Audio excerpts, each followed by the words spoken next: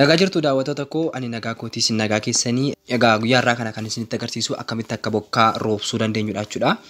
Isa dura garuu utuu hin jalqabin dura namoonni YouTube koo kana subscribe hin goone amma subscribe godhaatii miseensa maatii Elite Tech ta'an isin jedha maaliif gaa wantoota teknooloojii wajjin wal qabatan wanta baay'ee information baay'ee waan argattaniif egaa gara tutorialii koo irratti gaafan darbu namoonni baay'een fakkeenyaa fi utuu bokkaa roobuu rafuu jaallatu akkasumas gaa sagaleen bokkaa waan isaanii toluuf gaa namoota akkasii kanaaf gaa furmaanni tokko jira jechuudha.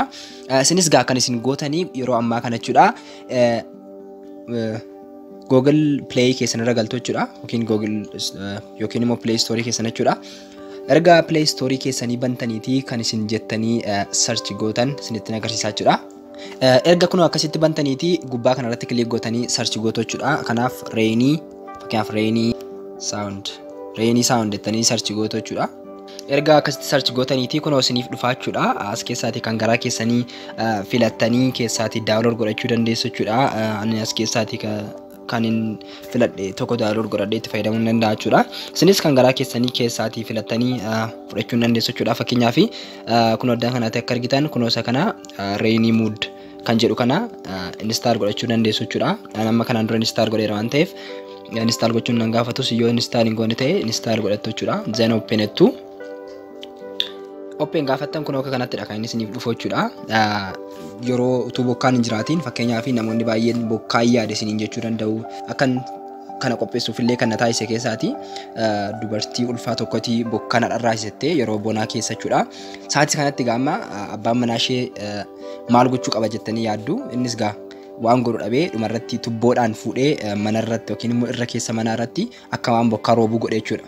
Garuu aappiin kun baay'ee salphaa kan ta'ee fi kan namni hundumtuu itti fayyadamuu danda'u kana hin yaadanne jechuudha namichi kun sa'aatii kanatti. Ammatu kana yaadatee ta'e kun garuu baay'ee salphaa ture jechuudha. Kanaaf gaa kun amma iddoo kanaatti dhuftanii kana jalqaba irratti gaafa isin dhufu laata rittanii darbuu dandeessu. Fakkeenyaaf sagalee bokkaa kan garaa keessanii godhachuu dandeessu jechuudha. Play gootanii. Kun amma akka dhageessan sagalee bokkaa jechuudha. Earphone keessan gixxim itti gootanii uffata qorraa keessan jala galtanii gaa fataa jechuu dandeessu jechuudha. Kan garaa keessanidha. Gosa garaa garaa qaba. Iddoo garaa garaatti jechuudha. Kanaaf as keessaati kan garaa keessanii filattanii gaa uffata qorraa keessan jala galtanii jettanii rafuu dandeessu jechuudha. Baay'ee isin gargaara gaa kanatti fayyadaman isiniin jedha.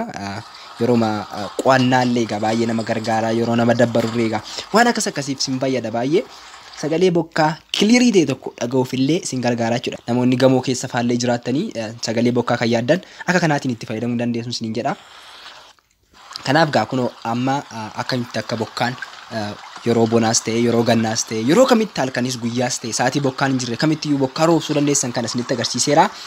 Egaan daawwattoota koo aappiin kun akka baay'ee isin fayyadu nan beekaa kanaafan isinii dhiyeesse na hordofuu keessaniif baay'ee galatoomaan isiniin jedha. Subscribe gochuu hin dagatinaa. Kana malees aappota garaa garaa gaa kan isin fayyadu baay'ee hojjedheera. YouTube koo jala galaatii ilaalaa baay'ee isaa isin fayyadaati.